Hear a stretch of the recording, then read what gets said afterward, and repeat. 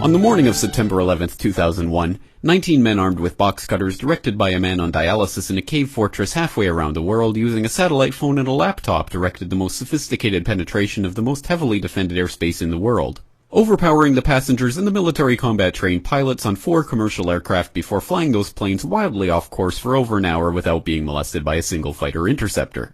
These 19 hijackers, devout religious fundamentalists who like to drink alcohol, snort cocaine, and live with pink-haired strippers, managed to knock down 3 buildings with 2 planes in New York, while in Washington a pilot who couldn't handle a single-engine Cessna was able to fly a 757 in an 8,000-foot descending 270-degree corkscrew turn to come exactly level with the ground, hitting the Pentagon in the Budget Analyst Office where DoD staffers were working on the mystery of the $2.3 trillion that Defense Secretary Donald Rumsfeld had announced missing from the Pentagon's coffers in a press conference the day before, on September 10th, 2001.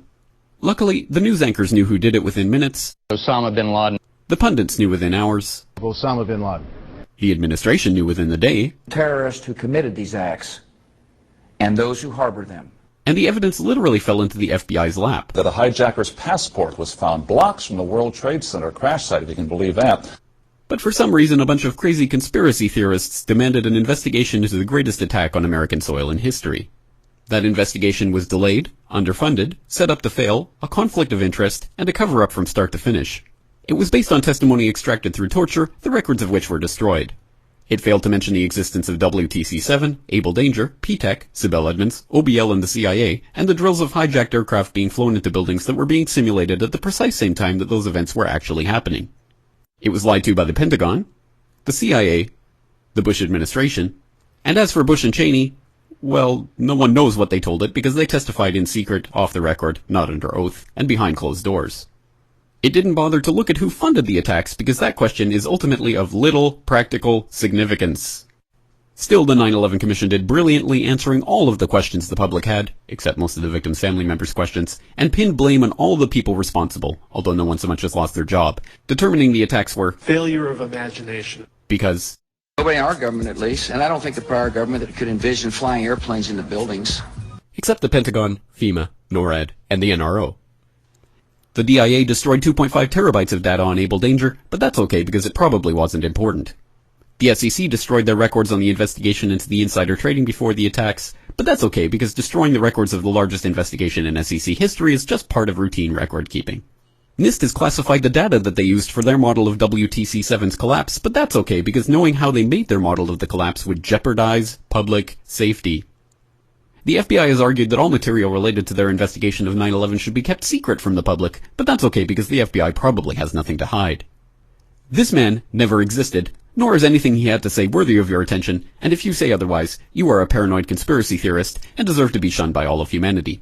Likewise him, and her. And her, and her, and him.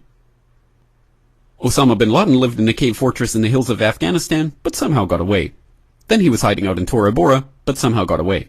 Then he lived in Abbottabad for years, taunting the most comprehensive intelligence dragnet employing the most sophisticated technology in the history of the world for a decade, releasing video after video with complete impunity and getting younger and younger as he did so, before finally being found in a daring SEAL team raid which wasn't recorded on video, in which he didn't resist or use his wife as a human shield, and in which these crack special forces operatives panicked and killed this unarmed man, supposedly the best source of intelligence about those dastardly terrorists on the entire planet. Then they dumped his body in the ocean before telling anyone about it. Then a couple dozen of that team's members died in a helicopter crash in Afghanistan. This is the story of 9/11, brought to you by the media which told you the hard truths about his head could be seen to move violently forward. And they took the babies out of the incubators. And mobile production facilities. And the rescue of Jessica Lynch. If you have any questions about this story, you are a batshit paranoid tinfoil dog-abusing baby hater and will be reviled by everyone. If you love your country and or freedom, happiness, rainbows, rock and roll, puppy dogs, apple pie, and your grandma, you will never ever express doubts about any part of this story to anyone. Ever. This has been a public service announcement by the Friends of the FBI, CIA, NSA, DIA, SEC, MSM, White House, NIST, and the 9/11 Commission. Because ignorance is strength.